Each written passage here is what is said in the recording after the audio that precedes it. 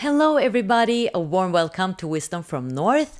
On my show today, I'm meeting the spiritual healer and guide Anne Jones. Anne is the author of many books, including The Power of You, Soul Connection, and Opening Your Heart, which I have here in Norwegian. It's called Slipp kjærligheten inn, and they can be bought on my site. And Anne is quite the expert when it comes to teaching people how to open their hearts. And I have divided this interview into two parts. In the first part, we will speak about Anne's own spiritual journey and how she first had to open her heart in order to be a true healer. In our second video, we will speak about how we can open our own hearts. Hello, Anne. Much welcome to Wisdom from North and welcome to Norway. Bless you. Thank you. It's a great pleasure to be here. And you've been to Norway many times because you're here doing workshops and lectures, and you've become quite the Norway friend in a way. Oh, yes. It's like a second home. It's so easy to pop across. And I've been doing it for, how long have I been coming here? About 5 or 6 years, I would say, because I came when I was launching books with Kaplan Dam. And then I've been coming over individually, doing healing sessions and workshops ever since, yeah. That's wonderful, and I'm very happy that I caught you because I know you're very busy, and I knew about you from before. I have a book I'm gonna stretch here that I've been reading. I had it in my shelf, and it's called, in Norwegian, Slipp kjærligheten inn, and in English, Opening Your Heart. And I just want to say that it's available on my site, both in English and Norwegian. And it's all about opening your heart and how important it is to open your heart. And I started reflecting on maybe many people have closed hearts, and maybe even myself have a closed heart. And I was very curious to, speak to you today and learn more about how we can do it, and why it is important, and what the spiritual heart is all about. But before we go into that, in this book you've been very transparent and open, and I would love to hear your story, because I know that you had a calling in a way to start healing, and it happened in 1992, or in Malaysia. Yes, that's right. It was one of those very spooky starts on a journey. What happened was I was working, my husband was working in Malaysia, and I was an expat wife. I tell you, it's a great thing to be an expat wife, especially in the Middle and Far East. It was a great life, had lots going on for me.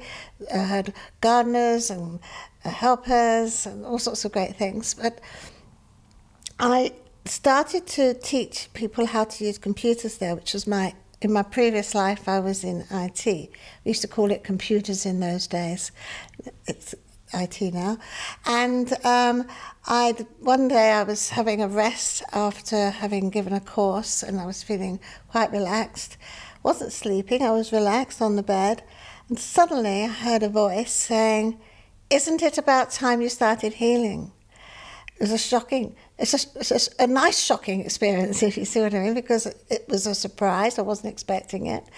And I sat up bolt upright, because the voice sounded as if it was definitely in the room. It was that strong.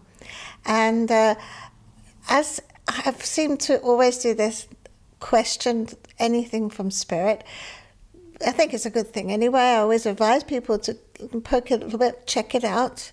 And I said, "What do you mean?" And the voice said, "It's time for you to start healing." And I said, "I don't know how to do this." And I was told to go and visit someone called Sal. And I only knew one Sal, and I went to see her the next day. And I was like, "Oh, this is so exciting." Because the whole idea of being a healer, I mean, this was 20 years ago, was over 20 years ago, I believe now,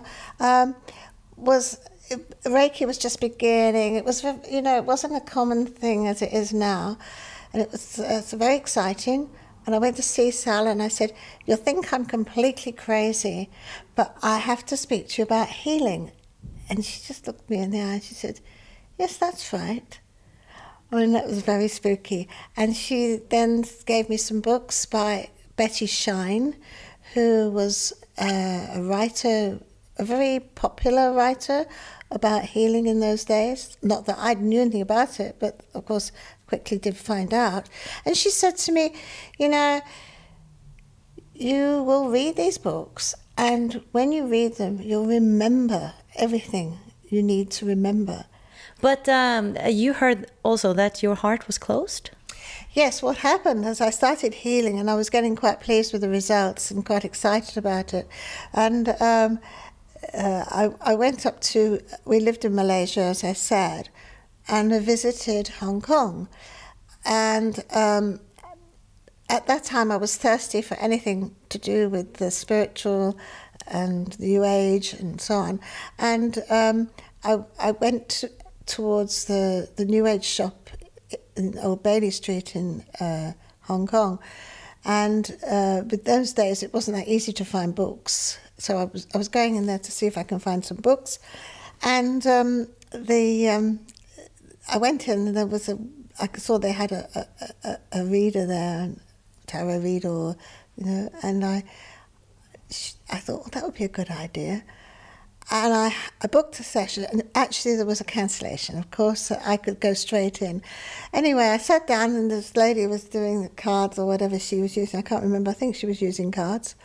And she said, "Oh, you're a healer." And oh, wow, isn't that wonderful? I was so excited. Yes, I am. So very excited about that.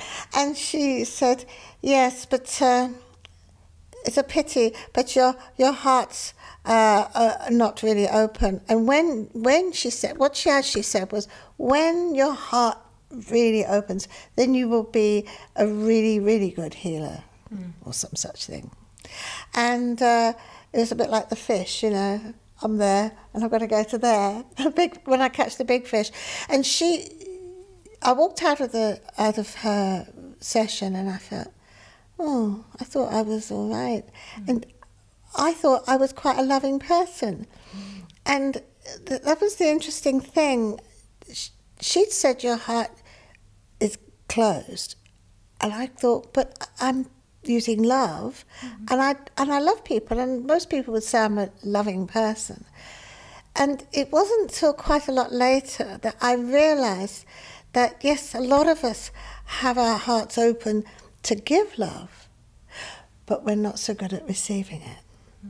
And a lot of my understandings of the heart have come from the fact that we forget that it's a two-way valve. If it's like a two-way door, you can be very open giving, and a lot of people they're quite sort of almost sacrificial in their giving.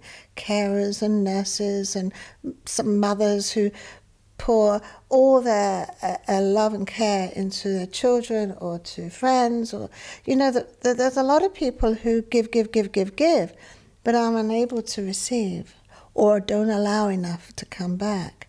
And there was something in the book that really struck me, and I thought it was, I was glad I read it.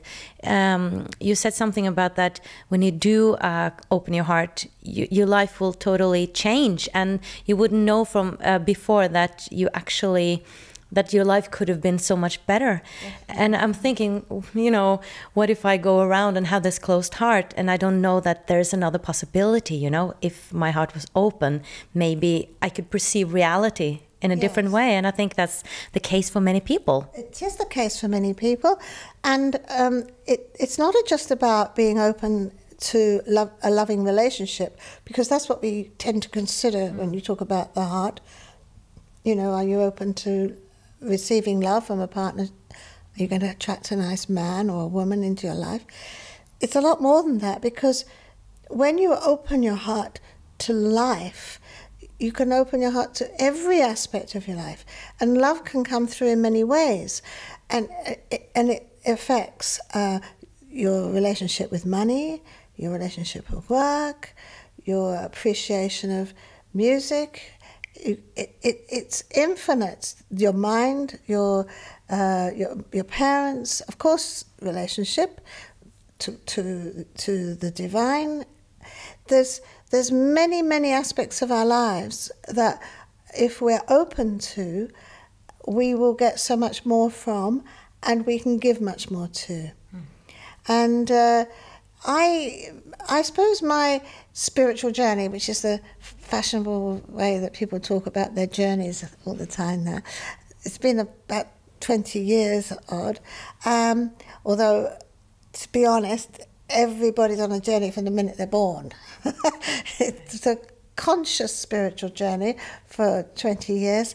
And a lot of my really significant spiritual experiences have always been about the heart. And I had one when I was in Tibet. I think you probably read about that in the book, where I nearly died. Yeah. And I had altitude sickness.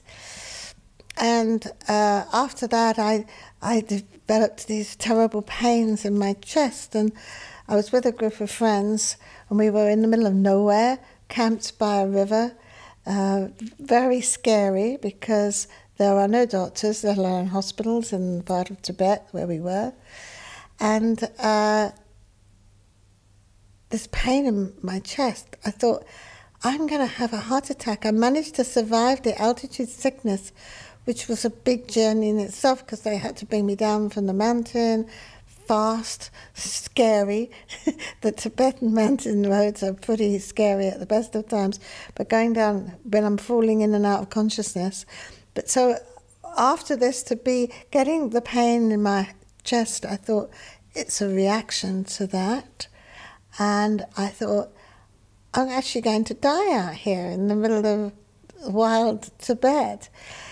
But of course, there's a part of me that knew this wasn't the case. And the pain was so intense. And then suddenly I saw an image of a young boy that I'd seen up on the mountainside in one of the villages. And this young boy had had an accident with fire, and this happens quite a lot in Nepal and in Tibet, where they have open fires in the village, and the parents have to go work and leave the children. It's quite common to find children with burns, and I found out more about this afterwards, but at the time, I remembered seeing this boy, and his face was very poorly. And what struck me at the time was nobody bothered to clean his face, you know, only a young lad. And I'd given him some money, he was begging, and I'd given him some money. And it was this image of this little boy that came to me when I was sitting in the tent, thinking I was dying of a heart attack. Suddenly saw this young lad, and so my heart exploded, and I burst into tears. And all I could think of was the children everywhere in the world who didn't have someone to wipe their face, that they weren't getting enough care. And I cried for about half an hour, and my heart pain went. And I realized afterwards that this was my heart opening with compassion. So this was a huge step for me. And then... Because you hadn't felt compassion at that level before? Not at that level. No, not at that level. I mean, I'm like most people, you know, you see something really tragic that's right in front of you, you would feel it. But I didn't, not to this level, not to children. You know, and you need that to be a real healer in a way? You have to be completely compassionate and empathetic. But you also have to be aware of how not to sacrifice yourself into it. This is a lot of my focus in teaching is to teach people to open their hearts, but not to allow the effects of other people's emotions and traumas to actually overwhelm you. To protect yourself. Yeah. So what you effectively do is you open your heart, but then you have a filter that only allows positive energies in. And all these barriers and protections that you put around yourself, most of them are from intention. Your own will can actually do enormous amounts this way. So if you open up and say, I'm opening up to give love, and I'm opening up to receive love, but I'm filtering that I only let the people who are going to be positive for me close in. Because my daughter said to me the other day, I'm scared to open my heart, and I'm frightened to open my heart in case it gets hurt. And I said, yes, but you can open your heart to give, you can open heart to receive, but just with discernment, you know. Don't let any Tom, Dick and Harry come in and grab your heart and run off with it. Just be discerning. And that's the best advice I can give, I think. So let's speak about the heart now. How can we know if our heart is open or not? How do you know whether your heart is open? Well, I thought my heart was open. It's a lot to do with how close you let people come, and it's also, you know, what I suggest is you presume it's closed and work on opening it, because I get people coming day by day for healing, obviously, and I do a lot of healing online now. What I've established is that there's not just one chamber of the heart. Okay. When I was in India a few years ago, I was shown by angels, and that was a very exciting I love that experience, and I would love to hear about that. Yeah, well, what happened is they showed me, what happened was I had this compulsion to go to India, and I've been saying to people for years, you don't have to go to India to become spiritually aware, but I still felt compelled to go to India on this particular occasion. And I went with my friends, and we went to Pondicherry, which is an interesting part of India because it has the French influence from when the French were there. So you've got policemen with the kepi, Indian policemen with kepis, and the men play boule, you know. So it's very French. Anyway, the reason I'm mentioning that is that unlike most Indian towns, this has a number of large Catholic churches, which is a leftover from the French influence. And I thought we were going to India to go to ashrams and have experiences with gurus and so on. And what happened was, I woke up in the morning and a voice, did you get these voices? And a voice said, you have to go to the Catholic Church. So, I have to go to the Catholic Church. So I said to my friends, sorry, it's the Catholic Church, which was surprised us. So anyway, we went to the Catholic Church. They wandered off, and I sat there. And I sat in the church, and it's not like a church in England where everybody's very quiet and hushed in the church. It's there were people coming in, doing their touristy bit, flashing pictures. In fact, one person came up and was taking a picture of me sitting there, which I thought was quite interesting. And I looked up, and there was Mother Mary with her little lights sparkling around her head, and Jesus with a great big light bulb flashing red to show his Sacred Heart, which is all very unlike the sort of thing that I'm used to, really. So I said, what am I doing here? Anyway, I closed my eyes, and I just sort of sat there and waited to see what was going to happen. And the first thing that happened was my spirit guides, who I was quite constantly in touch with at that time, sort of did a little parade in front of me and just waved and said, bye-bye. No, don't leave me. And I started to cry, and I was crying. I had a big box of tissues with me because I kept crying at that time.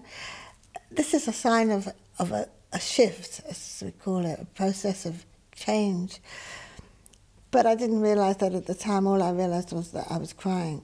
And then a voice, and it was identified as Raphael, Archangel Raphael, said, we're taking you on an inner journey. You don't need your guides to go within. Which I thought was, yeah, I felt good. And they sort of led me down to my heart, and like the doors of my heart, they took me in, and they took me into a chamber. They said, this is your personal relationships. And in there were all the people I'd ever given my heart to, or I'd taken into my heart, I should say. There was my father who died, and there was even a dog or two in there. You know, it was lovely. It was absolutely lovely, and it made me realise that, particularly with my father, that someone who you loved will always have a little bit of their spirit in your heart, because our spiritual energy isn't a lump. It's all over, you know. So that was nice. Then they took me to another door, and they said, there's another door here, and we want you to go through this door. Are you ready? And I said, well, yeah, I'd like to. But when I saw it, I started to get very nervous, because this door was locked and bolted, and it looked like it had been bolted forever. And at this point, there were the other three archangels came through. I mean, it was just amazing. I was sobbing and crying. I mean, how did they look like? They looked like angels, you know, with just wings. And yes, they were there. And I wasn't staring at them. They were like, their presence came, and I heard and felt them. In the moment, you don't look analysing very much. You're just accepting what's going on. Anyway, the long and the short of it was that they had to help me into this next chamber. And I thought that this would be a beautiful place. I don't know why, I just thought I was going to walk through and go straight into light. But I didn't. It was like a holding chamber they took me into, which was deep down in a dungeon, and it was a very dark place. Not what I expected to find in my heart at all. This is where this was where the imprint of past lives was sitting. So what they showed me symbolized the imprints that we all hold in our hearts of hurt and damage. They're like scars of the past. And these are things that prevent us from opening our heart. This is the reason why we close the heart in the first place. And mine was horrendous, absolutely horrific, because there were these 3 big boxes down there, and they asked me to open them. And I was scared, and they said, no, it's okay, you're not going to be judged for it, just open. And the first one I opened was terrifying, because it was me. I recognized it was me, although I wasn't in my physical form of now, as a slave driver. I just love Africa. Now I've got a big, I did have charity working out there, and we still do charity work in Africa. It's just seemed such an anathema to me that there I was in this lifetime in the past doing some really horrendous things. And I was so shocked. It was so real, that you could almost touch it. I could feel it. But you only saw it like a film? Yeah. Like a video. Like a past life regression is like watching a video. But I could feel the emotions of it. Anyway, they told me, the angels kept telling me that it was okay, that I needed to forgive myself. And as if you like, the film clip finished, the little boy in the scene turned round and he looked at me and he said, "And we forgive you." Well, a little boy? Who was that? One of the slaves. Oh. So that was shocking, and they showed me 2 other lifetimes, and they're all lifetimes where I picked up tremendous guilt. And guilt is one of the greatest barriers to relationships and to opening your heart. If you feel guilty, you immediately shut down. It's an instinct. Anyway. And that might be subconscious as well. Definitely not worthy of the love. You see, this chamber that they were trying to get me into, which they eventually did, was the core center chamber of the heart, which holds the love that we're created from. So this is our true essence. I call it the love light that's right in the center of the heart. And this is an energy that is the same as our higher self. I've got a picture here, which I don't know whether you can see it. Maybe you can show it? Yeah, if that, maybe just about see it. This is your heart center, and this is the spiritual energy that's on earth, which is your soul and your heart. Then there's the other part of your spiritual energy, which is your higher self. And the link to the higher self comes from the center of your heart. It's that core center of your heart. It used to be often referred to as the sacred heart, also referred to the Buddha within or the God within, because it is that high frequency loving energy, which is, we've got it all there under layers of protection very often, but it's there. And that links through to our higher self, which has our soul purpose, our life purpose, the contract we made before we came, what we're here to do, to people we're going to help, what we're going to do for ourselves, what lessons we're going to learn, and also the wisdom that I love that word. Wisdom. Wisdom, I love wisdom too. It's wonderful, isn't it? The knowing, the understandings that we've picked up on many lifetimes, and which we often use as our intuition. We link through this cord that comes from our heart, goes through our higher chakras, into this purer aspect of ourselves. So in order to connect to your higher self, you can go and focus maybe on the heart. Yes, exactly. And the center core of your heart, which is the part that the angels were trying to get me to see and acknowledge, and which I couldn't see, I couldn't get to, was the barrier, was the guilt of my past lives, made me feel unworthy of that love.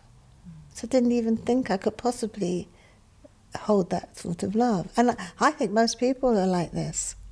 Did you feel a change after that? Was that when it switched? Definitely. It was a huge shift. I mean, apart from the fact that I cried non-stop for 6 weeks, well, that's an exaggeration. I'm a bit of an exaggerator.